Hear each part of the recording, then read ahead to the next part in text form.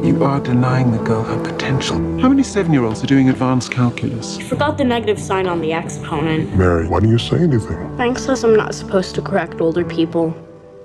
Nobody likes a smartass. Halo semuanya. Jangan loyo dan tetap semangat dalam beraktivitas.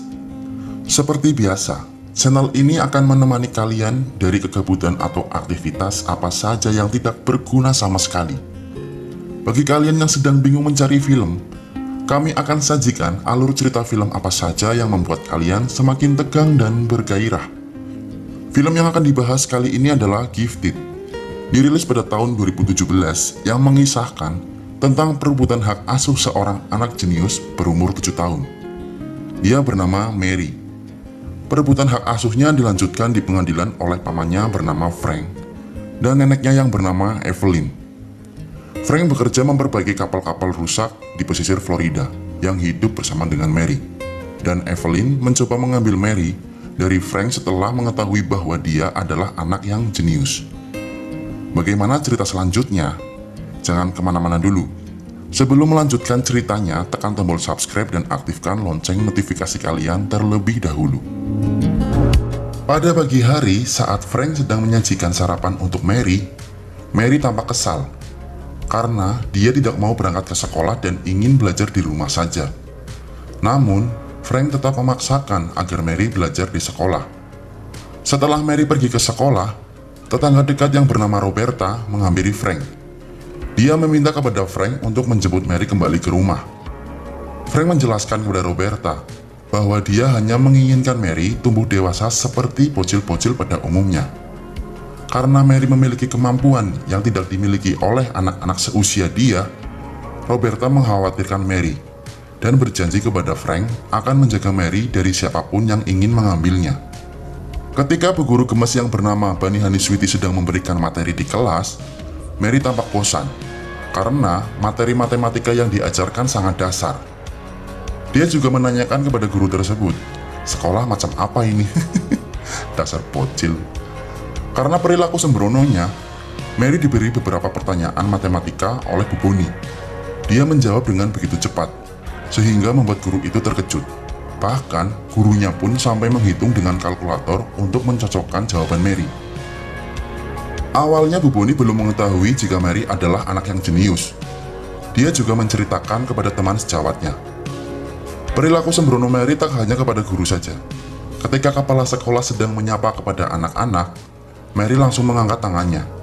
Dia juga memanggil kepala sekolah dengan sebutan Big Boss. Bahkan, dia menyuruh kepala sekolah memberitahu kepada Frank untuk mengeluarkan dia dari sekolah.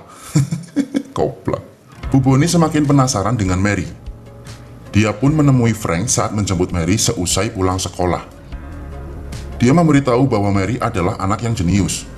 Tapi, Frank berpura-pura tidak mengetahui dan menjelaskan bahwa Mary hanya belajar dengan metode Jacob-Trachtenberg. Pada hari berikutnya, Bu Boni memberi soal matematika kepada semua siswa. Mary menyelesaikan soal dengan sangat cepat. Karena terlalu cepat menyelesaikan soal, Mary diberikan soal tambahan. Soal tambahan tersebut juga dibabat secara kilat. Rasa penasaran Bu Boni semakin bertambah, sampai akhirnya dia melakukan riset di Google untuk mencari tahu siapa dan bagaimana kehidupan keluarga Mary. Dia menemukan sebuah halaman ahli matematika yang bernama Diane Adler. Dia adalah ibu Mary, yang merupakan adik kandung dari Frank yang meninggal karena bunuh diri 6 tahun yang lalu. Setelah mengetahui informasi tersebut, dia segera menemui Frank di salah satu bar untuk menggali informasi sebenarnya. Saat berada di dalam bus sekolah, Mary memukul bocil sampai berdarah. Dia melakukan itu karena membela salah satu temannya yang sengaja dijatuhkan oleh bocil nakal tersebut. Karena kejadian itu, Frank dipanggil oleh kepala sekolah. Mereka membicarakan soal Mary. Kepala sekolah meminta kepada Frank untuk menempatkan Mary ke salah satu akademi khusus untuk orang-orang berbakat. Di sanalah dia akan mendapatkan beasiswa. Namun, Frank membantahnya. Dia hanya ingin Mary hidup bahagia tanpa ada tekanan seperti kasus yang menimpa ibunya. Setelah itu, kepala sekolah menghubungi salah satu keluarganya yaitu Evelyn, nenek Mary. Beberapa hari kemudian, nenek Mary muncul di rumahnya. Mary baru pertama kali melihat Evelyn. Evelyn sengaja mengunjungi cucunya karena dia tahu bahwa Mary adalah seorang anak yang jenius, sama seperti ibunya. Dia juga memberikan sebuah hadiah matchbook kepada Mary. Tak hanya itu, Evelyn dan Frank mulai membicarakan mengenai tempat tinggal Mary.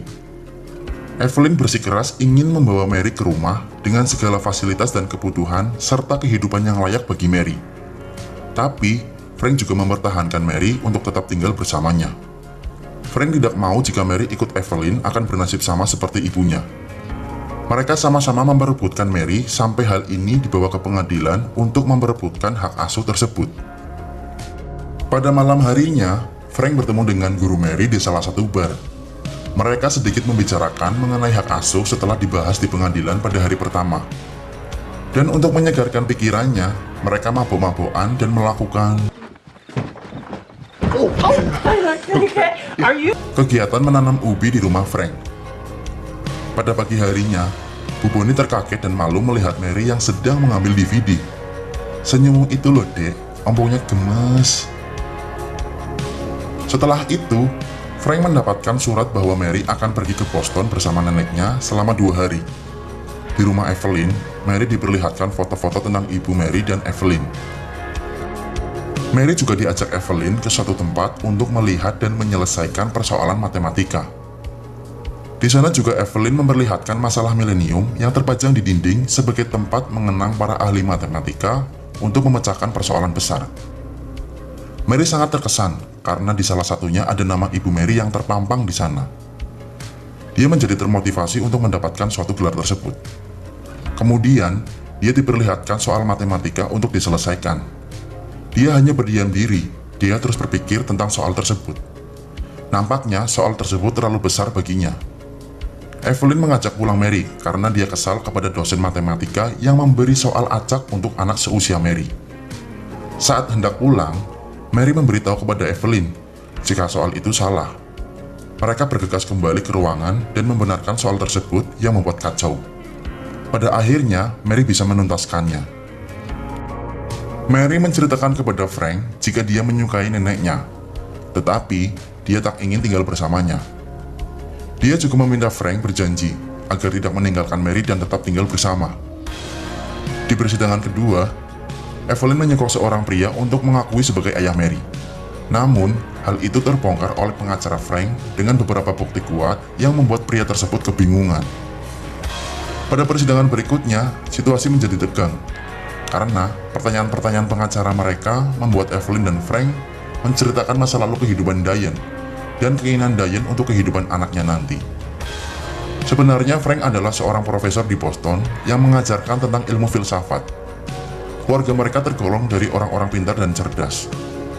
Pengacara Evelyn terus memojokkan Frank jika tempat tinggal Frank tidak layak untuk seorang Mary, dan Mary seharusnya mendapatkan pendidikan yang terbaik untuk mengembangkan bakatnya.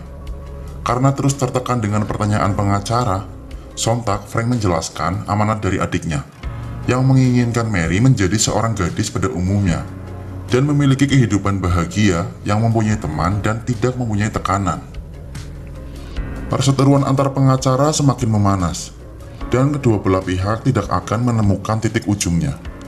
Sehingga kedua pengacara menyepakati jika Mary akan diasuh dalam keluarga angkat untuk masa depan Mary yang lebih baik.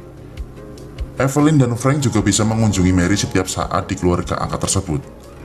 Sebelum Mary bersama keluarga angkatnya, Frank melihat suasana dan kondisi rumah serta menanyakan jika keluarga tersebut tidak keberatan dengan kucing Mary yang bernama Fred. Setelah itu, Mary diantarkan ke tempat baru dan keluarga angkatnya. Mary sangat marah kepada Frank karena merasa dibuang dan ditinggalkan, serta Frank telah mengingkari janji untuk menjaga dan tetap bersama. Sebenarnya Frank pun merasa berat meninggalkan Mary, namun itu sudah menjadi keputusan pengadilan. Mereka sudah terbiasa dengan kelucuan dan keunikan Mary. Situasi di rumah menjadi sepi dan berbeda. Bahkan, Roberta juga ikut merasakan kesedihan itu. Beberapa minggu kemudian, Frank menjenguk Mary. Frank tidak diperbolehkan masuk oleh keluarga angkat Mary. Hal itu dikarenakan karena Mary sangat marah kepada Frank. Mary tak ingin menemuinya sama sekali, dan Frank pun semakin bertambah gelisah. Di saat Bu Bonnie sedang berada di Howard School, Secara tidak sengaja, dia melihat poster kucing Mary di papan pengumuman yang bertuliskan hewan untuk diadopsi. Dia segera menghubungi Frank, kemudian Frank langsung menuju tempat penitipan hewan dan lekas mengambilnya. Dia sudah mengira orang yang membuang kucing Mary adalah Evelyn, karena dia tahu jika Evelyn alergi dengan kucing. Dia langsung menuju ke tempat keluarga angkat Mary. Ternyata di sana sudah ada Evelyn yang sedang membimbing Mary belajar dengan guru matematika lainnya. Ketika Mary melihat Frank datang, dia langsung melarikan diri dan Frank langsung mengejarnya. Evelyn mencoba mengikuti mereka namun dihadang oleh Mbak Roberta. Frank meminta maaf kepada Mary atas perbuatannya yang menitipkan Mary kepada keluarga angkat. Sambil menangis, Mary juga menceritakan kepada Frank bahwa dia sangat sedih dan merasa tertekan dengan kehidupan yang tak seperti biasanya. Di sini inilah klimaks dari film ini. Emang bikin sedih sih di sini. Frank kembali menemui Evelyn. Dia menjelaskan jika Diane, ibu Mary, sudah menyelesaikan persoalan dari Millennium Problem. Frank juga memberitahu kepada Evelyn bahwa Diane ingin menerbitkan buku itu setelah kematian Evelyn. Alasannya karena Evelyn tidak pernah memperhatikan Diane sebagai anak. Dia hanya fokus kepada bakat yang dimiliki. Frank meminta karya adiknya untuk segera diterbitkan dan jangan lagi merebut hak asuh Mary. Dan Evelyn menerima tawaran tersebut sambil menangis melihat tulisan karya anaknya. Dan pada akhirnya, kehidupan Mary kembali ke sisi Frank. Namun tak hanya itu, dia juga mengikuti kelas kuliah matematika di salah satu perguruan tinggi terbaik. Dan aktivitas Mary juga masih sama seperti bocil-bocil pada umumnya.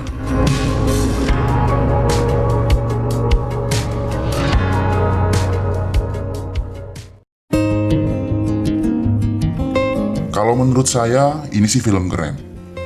Akting dari aktor-aktornya keren abis. Apalagi Mary. Dengan usia yang baru beberapa tahun, aktingnya bikin greget. Jadi, kesimpulan yang bisa ditarik dari film ini, pendidikan dan sosialisasi sangat penting diajarkan pada anak-anak.